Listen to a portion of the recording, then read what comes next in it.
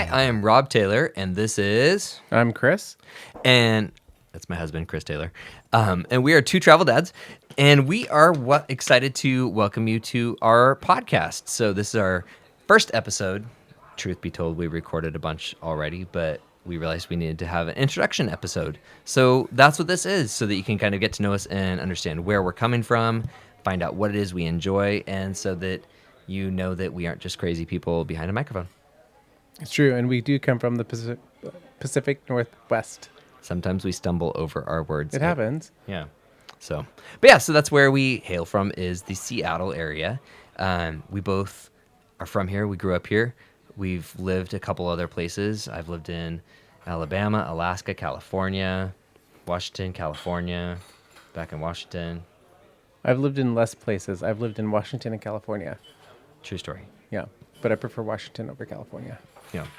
So our journey with travel and why we like to share our stories is because so I grew up doing a bunch of travel myself, all over the U.S., a lot of camping, national parks, stuff like that.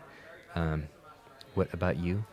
I did not grow up doing a lot of travel outside of the Olympic Peninsula here in Washington State. So for me growing up, it was more about blue tarp camping within the Olympic National Park. And so I did a lot of that. I got to do a lot of hiking, enjoy a lot of the sites and stuff in the Olympic National Park. And it wasn't until later in life that I got to start exploring really outside of Washington. So that's why between the two of us, it's kind of the perfect pair, because I've got lots of adventure and I got to share that with him. And now together we've got so much more. Oh my gosh. Chris took me down to Mexico for my first time ever. That was amazing. At first, it was really nerve-wracking because we drove across the border into Tijuana. Of course. And it was dumping down rain, and there were mud waterfalls flowing over the streets. And well, I think the water was really, it was above the tires almost. Like it was so high up on the car. The most intense first experience in Mexico I could have ever had. Yeah, but then we got out of it. So once we got out of it and the sun broke, it was beautiful and clear and gorgeous, and then it became the best experience I could have possibly ever had. And we went camping, and that was, that was amazing. And that was 13, 14 years ago. Mm-hmm. Crazy to think. But yeah, wow, that was 14 years ago almost. So that was our first big trip together. Or was our first trip Yellowstone? No, our first trip was a road trip from Seattle to San Francisco through the Redwoods. Yeah, in your sister's car. In my sister's car. That was even longer ago. So that was the fall of 2005. Oh my gosh, we were so young. I know, it was crazy. Not like we're old now, but we were so young. But ever since then, it's been lots of fun adventures. When we were, maybe was it 2006, 2007, we bought a timeshare down in Cabo. So that has taken us back down to Baja California Sur. Like almost every year. We've skipped some, unfortunately. But we've gotten to be there a ton. We've taken the kids there many, many times. They love it. We've had birthdays there. Yep. We've celebrated a good number of birthdays in Cabo. We've been through a hurricane. We had the swine flu in Cabo. We should record a podcast episode about that. There's no reason to. Okay. Never mind. We should not record a podcast episode about that. There's nothing exciting about me being in bed for like days trying to find Theraflu. It was fun though, sneaking through the airport while there were signs up everywhere saying, if you see somebody with these symptoms, tell the authorities, because we weren't supposed to travel. Well, no, nobody saw me with those symptoms. But yeah, good times. So that's kind of our baseline story of how we started traveling together and what we have enjoyed. When it comes to True Travel Dads, though, that is a totally different story. So I think we should talk about having kids. Sure. So when you grow up gay, you don't necessarily think you ever get to have kids. It is not even like really a thought that crosses your mind that that's an opportunity that you'll ever get to have. And in, 2010, maybe 2009? Yeah, I think 2009. 2009, one of our friends introduced us to someone in her family who wanted to give the gift of surrogacy, and we were kind of blown out of the water and we had never talked about that. So we didn't really know if it was something that we were both interested in or how that would work or anything. Needless to say, we talked about it and we figured out. Well, it was really funny because our friend planned a meeting for us together over dinner, and we're sitting there just having a Awkward. conversation. And well, yeah, it was a little awkward. And then my friend, who's amazing, she's like, "Are we going to talk about what we're here to talk about?" And just brought it out and surfaced it up. And that one conversation turned into several conversations before Oliver was born. So. Yeah. And then Oliver joined our lives, and he's amazing now. So this is our first episode of the podcast, and he just turned 8 years old, which is crazy. He talks like he's 30 sometimes. Yeah. Well, he's going to be a Pokemon trainer. He is going to be a Pokemon trainer. He's going to be the best Pokemon trainer ever. So then, we had Oliver, and both of us kept on working. And then we moved to our current place. So we actually live across the water from Seattle. And I got to work part-time, and it was great. So I got to spend so much time with Oliver, but then also still work. And then it was time for kid number 2. And well, it was funny because our best friend and also birth mom of Oliver, said, "Hey, if you guys want a second, I'm in." So we were all for it. And then next thing you know, we have Elliot like 3 years later. Yeah. And he is so funny because he's so different from Oliver. Like, you could not find 2 kids who were both best friends and so completely different in almost every way. It's hilarious. Except in their love of swords. They love swords and Pokemon. Yeah. So that's, I guess, their unifying factor. But when Elliot was born, that's when I actually didn't go back to work after paternity or FMLA leave. And after you have been doing nothing but like changing diapers and wiping butts and making baby food, it kind of starts to wear on you just a little. So it was suggested that I start a blog. And I was like, I don't know what to do with that. And so I started researching what that actually meant, because I knew about blogs, because at one time I had 2 other blogs, because I thought that I was going to be able to do something with that back in the good old days before blogging was like an actual industry. And then, came up with 2TravelDads and started writing about camping, and then started actively like pursuing ways to have more things to write about, like different trips to write about. And it just kind of snowballed and spiraled until we started getting to partner with different destinations and hotel brands. Then we got to work with some national brands like Huggies and Tylenol and Johnson & Johnson. And it just kind of kept on growing and growing until this year was super fun, because this was the year that we started filming webisodes, episodes on the web, with Best Western Hotels and Resorts. So that's taken us all kinds of places in 2019. It's been a really fun partnership, and truthfully, I never thought that starting a blog was going to be able to do something like this, either for me, like career-wise, or for us as a family. So, yeah, it's kind of insane to look back and see that. So, what do you think about blogging? What we get to do? Well, what's really funny is that if you knew Bob years ago, he was so anti-technology. I still am anti-technology. I think we should get rid of all our Google stuff. I think you're like anti-change. But no, I remember when he didn't even want to get a smartphone, but now seeing him like on Instagram and doing WordPress and all the other research on it, it's just really funny to see how things have changed over time. But also, if you've known Bob for as long as I have. By the way, he calls me Bob when the rest of the world calls me Rob. There's a whole nother reason for that. But he has always had a passion for just trying things.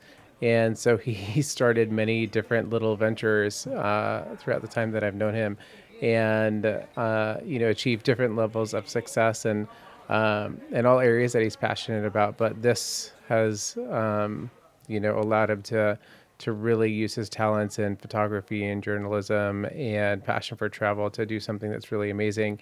And super proud of him for creating something from absolute scratch into something that is amazing and not only benefits our family, but inspires others. So super proud of you for what you've done. It's Aw, awesome. thanks. You're welcome. And for taking us to really amazing places. It is really. The kids still love Universal Orlando. I think maybe more so than Disneyland. Yeah, no, Universal Orlando is their favorite ever. So in 2018, we got to be a part of the Universal Orlando Resort Blog Squad, which meant trips to Orlando and becoming wizards.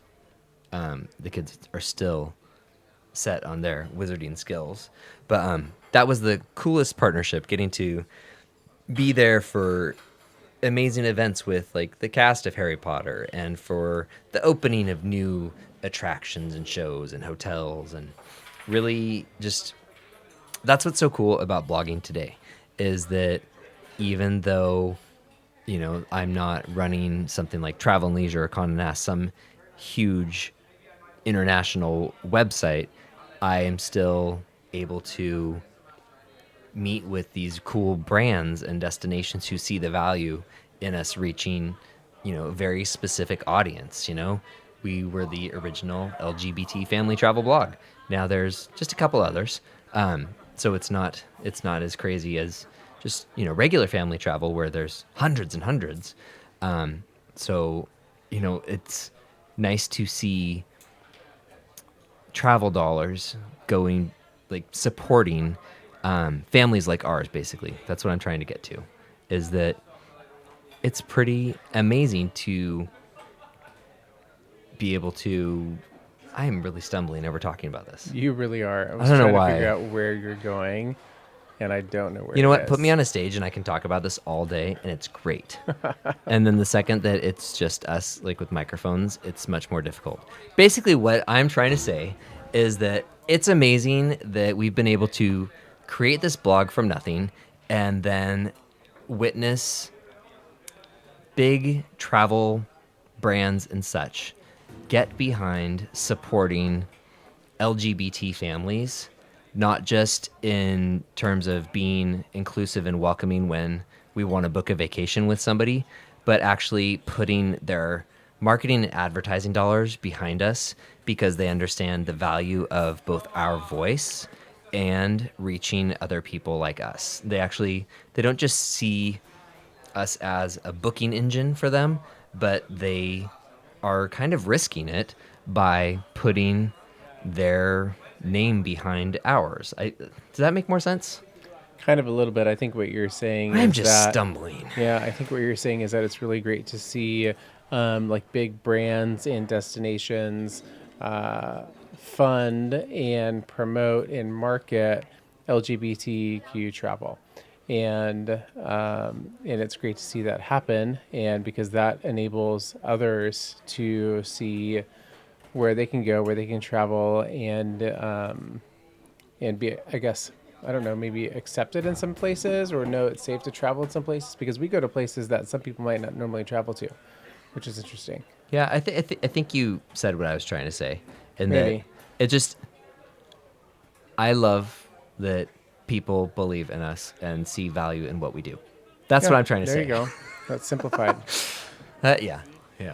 But no, that's actually a great segue into another thing I want to talk about is some of the places where maybe it was kind of weird for us to go, or where we've had some strange experiences that have actually proven to kind of either be good learning experiences for us or give us stuff to share with others. What is there any place like that that really stands out to you where you were maybe like, huh, this was a surprising experience. I don't know if I would go back here based off of how things were. No, there's not many of those actually, which is good. And it's funny because I get asked that all the time, and that's always what I say too. I never really talked to you about that, but I always tell people, no, it's surprising we were how asked that welcome one time. we are. We were asked that one time on like what was that? Not Good Morning America, but what was that? Oh, when we were on show New run? Day Northwest. New It's Day a Northwest, and King asked, 5 show here in What Seattle. is it like, as a family travel? And I was like, or what tips do you have? I'm like, we're still just a family. So when you are parents and you have kids, you still all have the same basic needs to be able to travel. So you gotta pack the same things. You got to plan for the same things. It's no different than it is from like a heterosexual family. It's just that it's two dads versus a mom and a dad, right? And you still have two kids. So for the most part, all of that's the same.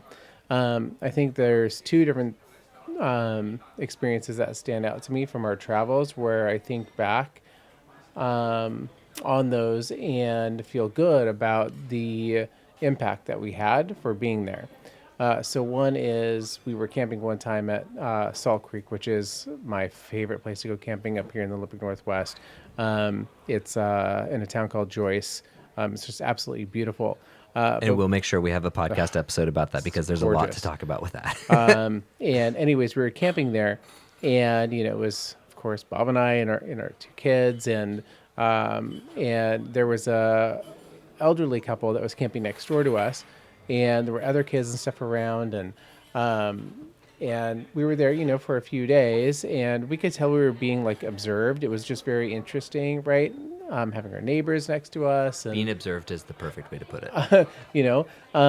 And then when I think I can't remember if we were packing up or if they were packing up, but anyways, the older lady came over, and she told us, I just have to say, I've seen you guys over the past couple days, and and your kids, and they're just the most behaved children that I've seen, and so you guys must be really good parents. And that's just something really good to hear when you're just out doing your thing and you have, people that might be seeing a gay family for the first time. And that's one of the things that I think is great about what we do is we go out and we're ourselves in our travel experiences, and we expose people to something that exists, but is something that they might not have seen before. Another example is when we were in Florida. We sat outside of outside in of Crystal Blue River, Springs, Florida. Crystal River. That's where it's Yeah, Crystal no, I know what River. you're talking about. And I mean, I love breakfast foods. I love finding the right breakfast spot. And there was this like very local cafe. It was called Grandma's something. I don't even remember. But we went there for breakfast in the morning, and we're all at our table, and again there's an elderly couple across the way, and and we just hear like, oh, Clearly no filter or understanding of oh, how sound carries. well, they might not have had their hearing aids in or turned up the right volume. But it was like, oh, do you know one of those? I think I know one of those. And they were definitely talking about us and, being, gay people. But it was in this very rural spot in Florida. They were just talking about it. It was nothing, bad.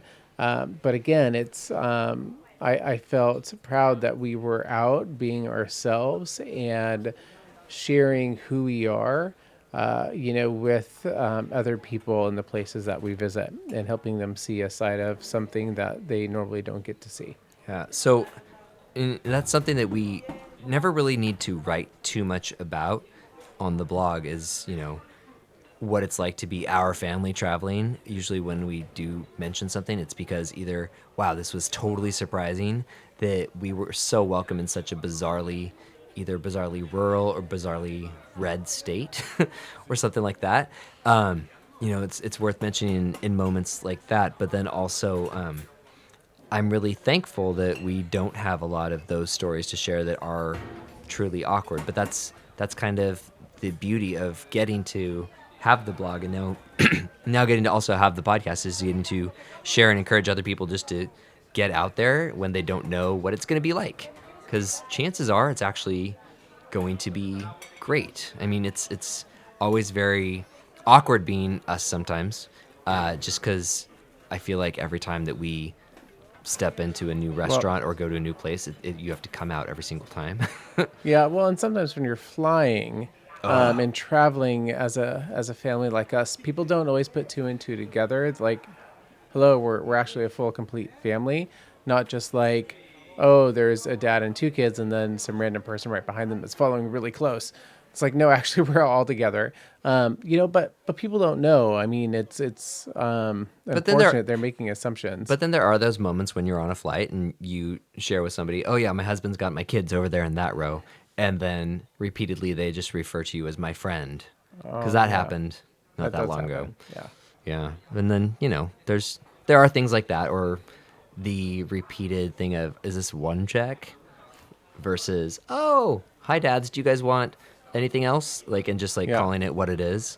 In Canada, it's perfect all the time. Yeah, it is perfect every single time. Never had an issue in Canada with getting one check, but for some reason, people always feel the need to clarify. And something I like to encourage people to do is go out on a limb and potentially make somebody feel really welcome by assuming that they're on one check, just because chances are they probably are if it's two guys with their two kids and clearly they're a family, it doesn't hurt to go out on a limb. But those are the only sorts of experiences that we've had or continue to have. And I think it's really minor, It's not something that deters us from going to new places, going on adventures. The kids don't really notice it. If they do, it's never anything that they hang on to for very long.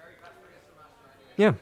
So anyways, that's kind of our MO and how we operate, and why when you are reading stuff on the blog or when you're hearing us talk on the podcast, we're not just talking about what it's like to be two gay dads traveling with our two kids. We're just talking about things like it's the family, because that's what we do. We do family travel. We just happen to be gay. Yep. Happen to be. I mean, There you have it. Our youngest's favorite saying. But you also notice as you listen to the podcast, which might be a little bit different representation than what you read on the blogs, is that Bob is really focused on, or Rob, whichever you want to call him. Some people call him Rob Bob, which might work fine. I don't like that.